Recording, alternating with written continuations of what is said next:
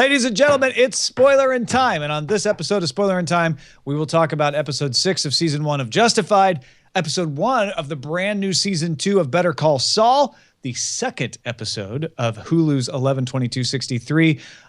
But first, Brian Brushwood, I'm Tom Merritt, and we have a guest, Owen JJ Stone. Hells yes, a.k.a. O-Doctor. What's going on, Owen? I'm totally here just to crash the party and be like the people that are listening or watching now. If you ever dream that you could sit here between two giants and just listen to them talk, I'm doing it for you. It's just a close-up camera. I'm not really that large. Just trying to be a part of the cool team. So which of these shows have you watched, Owen? So Better Call Saul, I actually just watched the first episode of the second season, and I didn't watch any of the first season. Whoa. So okay, all right, we'll get to that. I'm curious about that, actually. Yeah. It was a huge life mistake. I really will admit that right now. Save it. Hold on. First, we have to have our final say on the winter movie draft.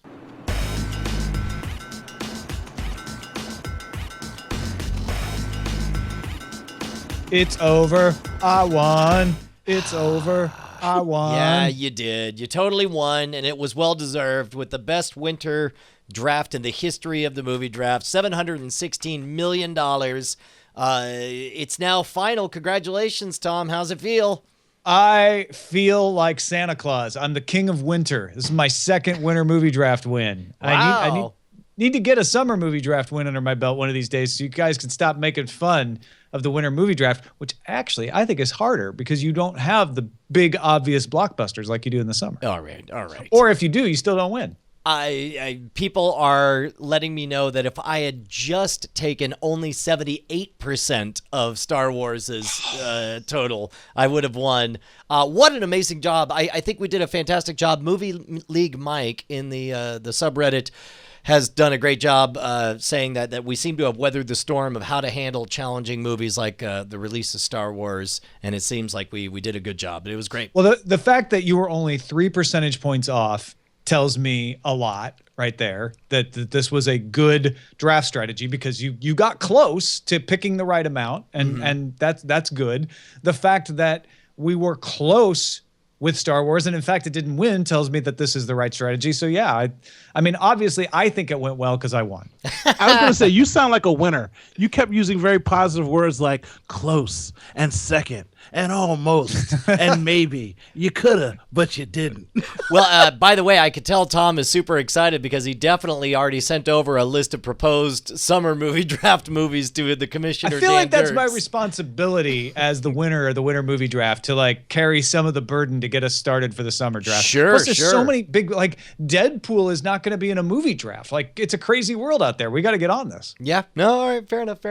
Dude, very well done. Congratulations. Thanks, sir. Now, I say, where do we want to dive in first? What do we want to spoil? spoil? Get right in with our triage from Mark, who said, I look forward to more comments, spoilery or not, about 11/22/63, moving on from over-exposition to novel rearrangement. What was episode 2 all about? Totally different from the book, and enjoying catching up with your reviews of Better Call Saul season 1. Awesome. Yeah, man. I guess you probably didn't even know, Tom, that this was all new content that wasn't in the book. I was curious about that because I felt like it became an entirely different series. All of a sudden, it was the story of Henry. And honestly, I feel like this was about a 20-minute episode that was stretched out over 60 minutes. We didn't need to meet Henry again and see him get beat up by the kids. We really didn't need to have our main character wander around the town. We already know that time is pushing against him and that he doesn't listen to things and does things that he shouldn't. I don't understand why we had to go to the bar and spend all of that time emphasizing here's a guy who's a fish out of water again. I don't know. It felt like it was a wasteful episode But in the last 20 minutes, it definitely gripped me again, and I got pulled back into the story. I mean, unfortunately, by the time it got to the gripping part, it did so in that very flat, on-the-nose kind of way. Like, I cringed. I literally cringed when he goes, "Fine, because I'm from the future, okay?" And I was just like, ugh. I was almost relieved when he said that. Like, oh, okay. I would be tempted to just want to say it, and they never let a character say it. So I was kind of cool in a way. Yeah, all right. Well, I was not so much a fan. However, new content that was not in the book, the story of how the guy won his Bronze Star, I thought was riveting. Oh, yeah, that was great. That was a good great, you could tell, I'm certain that that's the kind of thing like, Stephen King had that written somewhere and he was like, oh, it'd be a good vignette to stick in here because, he's had some input in all this. And what was great about that's the scene that probably drew me back in because that was relevant. Was like, you don't really know action. You're making jokes about MASH 407 and I don't get it because I haven't seen that because I haven't lived through that time period. But let me tell you the real story. And you know that this is relevant because our main character is about to, quote unquote, see action. So here's an ongoing problem that I noticed in the first episode, 11/22/63, and it only got louder and more in my face this time, is for whatever reason, whatever directorial writing choice or whatever, they have him give exposition to himself, and it drives me nuts. Him sitting there saying like, oh, well, at least those three are alive, repeating over and over and over again. And he says, oh, let me quote the essay that I heard before to myself alone in my room. The quoting of the essay, I was like, dude, you already said previously on 11/22/63. We're good. I gotta tell you, I am emotionally distancing myself from this series. I love the story. It's only 8 episodes long. I think that's another reason why I was so upset with the amount of time spent on this story. Is there was not good period piece material. Like the first episode, if for nothing else, you just wanted to see 60s land, right? You just love to see the 60s. You got lots of that. This didn't have as much of that. Maybe a little bit in the pharmacy, but that's about it.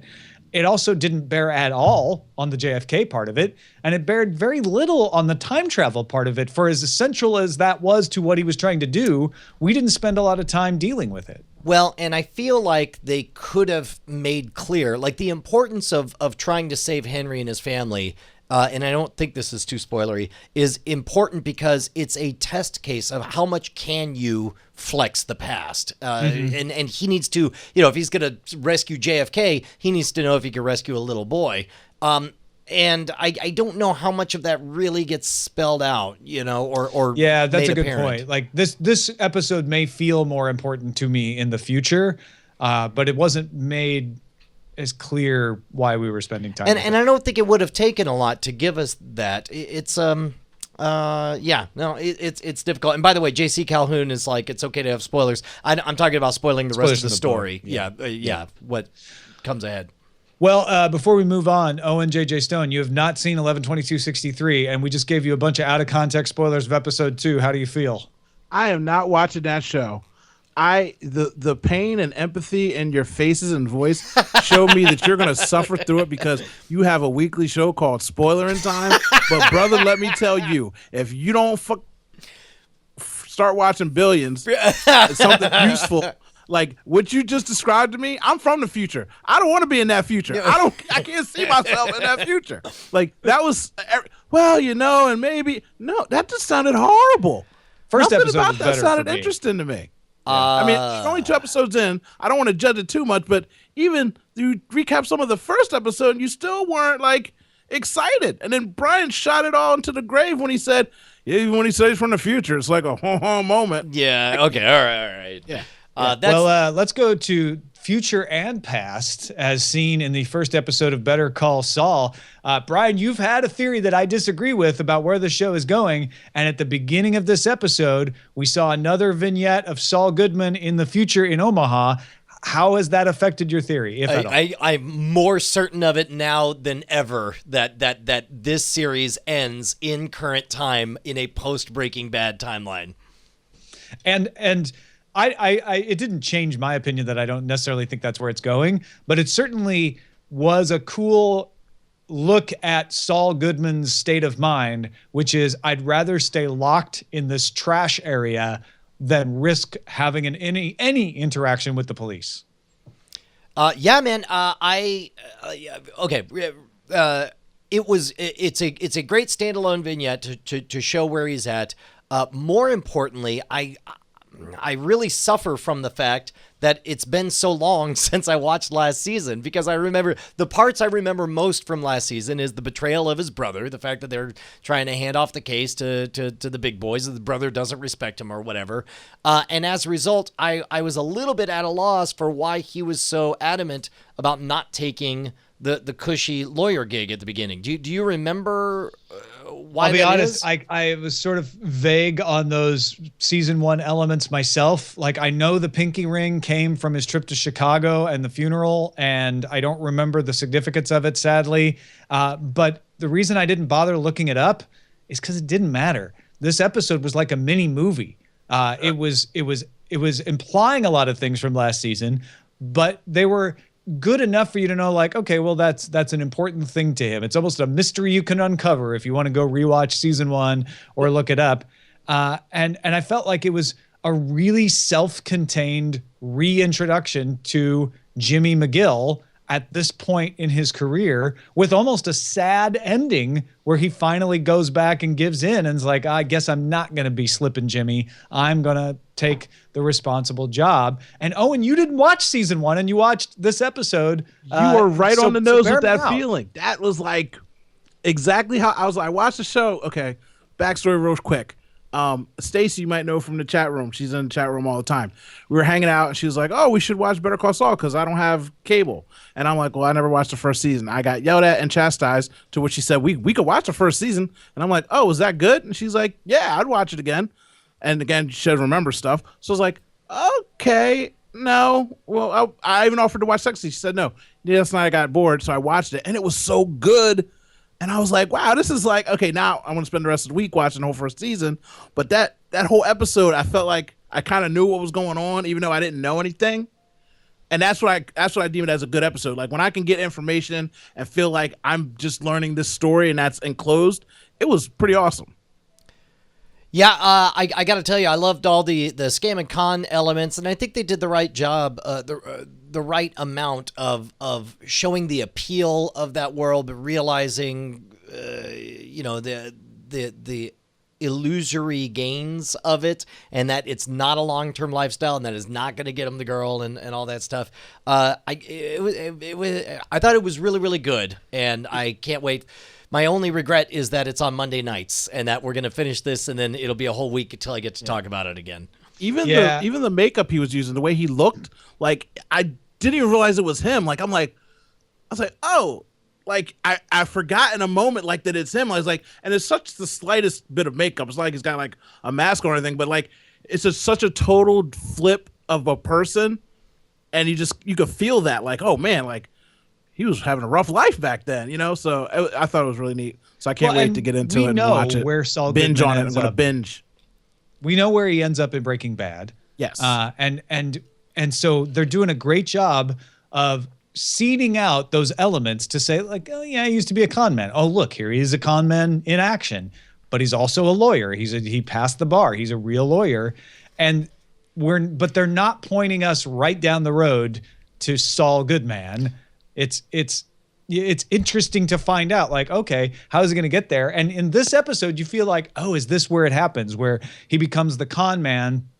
And then realizes, like, well, he can't be just a con man, like Brian's saying. So he merges that with his legal interests. No, it's not. We're actually back to him being a legitimate, high-powered lawyer in a Santa Fe law firm. So he's not even in Albuquerque anymore. And he's got all the perks. And so now I'm even more intrigued. What would lead him to leave that lifestyle and return to the cons, but as a lawyer? Two things. Caught up to him. Two things. One, do you have any theories on what your takeaway is supposed to be about him the moment he gets into his office? First thing he does is flip a switch that says don't flip. I think that was just showing he's always somebody who resists authority, even if it's the authority of a sign on a light switch. That's what I say. So in other words, while he's taking the job, this in no way means he's going to settle down and do this stuff. Separate from that, loved the B plot with Jonathan Banks and the We saw that. Oh, what's the guy's name? I don't remember his name. Not Tuco Nacho. I forget. Oh, Nacho. Yeah. Yeah, Nacho. Right? Love seeing him get built up as an enemy. Michael Mondo, is that his name? The actor? Fantastic job. Very excited. Yeah, Voss from Far Cry 3.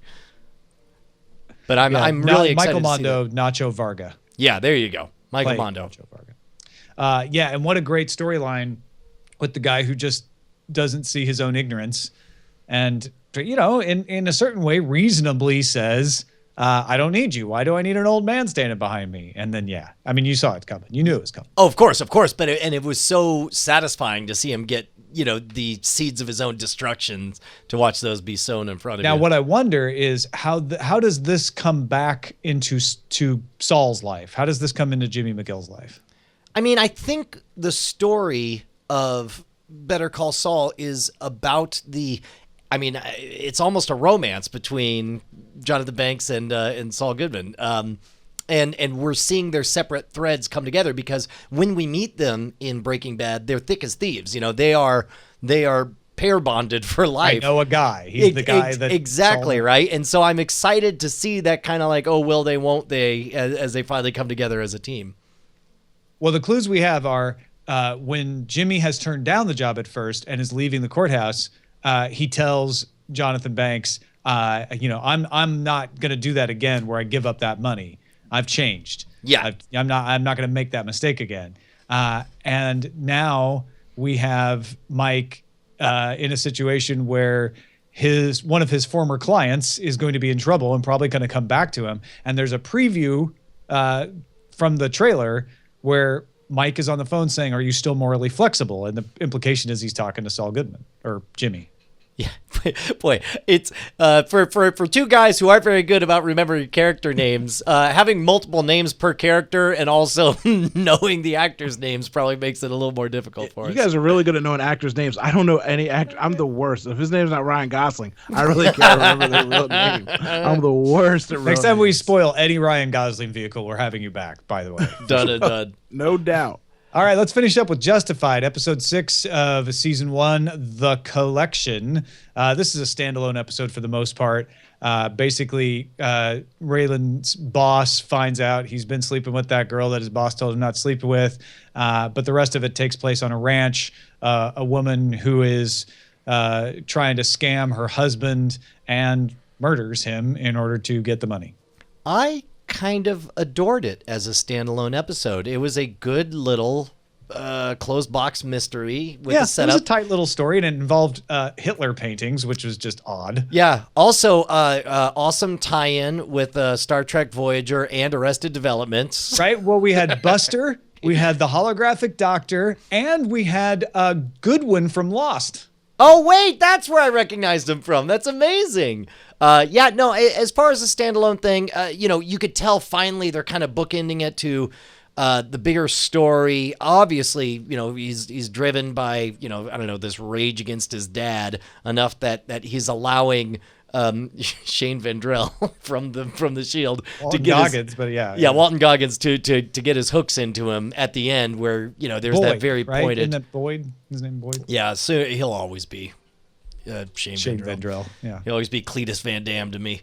But that moment where he's like, nope, I've done it. I don't care about my dad. I'm not gonna whatever. And then he's just like, you sure? Because I got something on him. And then it was a decent hook. I'm excited to see more of that larger arc play out. Yeah, in fact, for a standalone episode, they did have some nice little hooks front and back, right at the beginning and the end, to say, hey, don't forget, we got this other little story arc going on. And these are still, I think these days are ending, but these are still in the days when season 1, you needed to have lots of Monster of the Week episodes because people didn't necessarily DVR shows and they might jump in the middle. Yeah, although they did definitely still do that whole face-off thing, like, oh, am I going to have to draw on you? I'm the drawing guy, the guy who But draws. they didn't use the word justified. Right on. Touche. In the entire episode. Vindicated. Owen, you've watched Justified, I take it. I watch it like when I catch it on. I'm not in love with it. Okay. There's another instance where I was going to listen to you guys and see if I should get back into it. I like the idea of standalone episodes where I could catch something and something grabs me. Because if I watch something, I'll watch like 3 episodes of it, and if I'm not like super in love, You're out. yeah. I tell you, the reason I am people start talking enjoying about it, watching then I feel Justified bad. is the You know? feeling. Yeah, so I'm gonna go give it another shot. 'Cause you guys Just actually say care like, about it, you I like want to it. hear cool customers talk to each other with cool customer lingo. Well, you get into the point where you compare it to other shows of that genre and that time period, and the channel that it's on. They have limitations on the language and how aggressive they can be, and you know what I mean. Yeah. So Cool customer lingo. I mean, that's the way I think of it. It's like nobody gets excited, right? Yeah. Nobody gets Everybody's emotional. got a zinger for each other. It's always like, Yeah. you might have a gun under there, and then you'd be thinking maybe you'd draw on me, and I probably wouldn't be able to get my gun out. But then what? Like everything's just like really clear hokey, cut. like a hokey feeling. If you It's know, not I don't even even know what hokey hokey, means, it's but just a hokey dry, feeling is so what I get dry. when I watch it. Well, it's emotionally detached is what it is. It's like as if everybody was. It's like if I don't know if Everyone's everybody's- unflappable. Yes, there it is. That's the way to put it. Yeah, like okay, everything's cool. No, nothing should be cool. This is a dangerous world we live in, and you are everybody. What? Well, No, maybe it is danger. dangerous, but here's how it's going to play out. Okay, all right. Look, we're gonna continue. I can't wait to get to. Part of me just wants to watch 2 a week till we can get to the meat that everyone's so excited about on Well, this show. Brian, we could do that, Oh, we can? Can we just decide to do that? but I'm not gonna. Oh, damn. tell you I reckon you can, there, partner. Cool customer lingo. All right, thanks for letting us spoil people. Owen JJ Stone, thank you for hanging around and letting us spoil you as well. Tell folks where they can find your projects, man. You could always take care of me and spoil me, Tom. Oh, You're my third Ryan Gosling. I don't know who I'm putting ahead of you, but I just got to keep that slot available. So I'm fair. putting you at 3. Okay. I'm on the internet at ODoctor. Again, I'm doing a whole bunch of tech shows and comedy and podcasts. And if you just follow me or Facebook me, I'll share it with you. I'll give you a digital hug. I'll pretend like you're Ryan Gosling for 15 minutes. Oh, Whatever you want. yeah. there you 15 go. minutes Go is check a him long out. time. ODoctor. OHDOCTAH. Follow That's how him. you spell it. It's justified.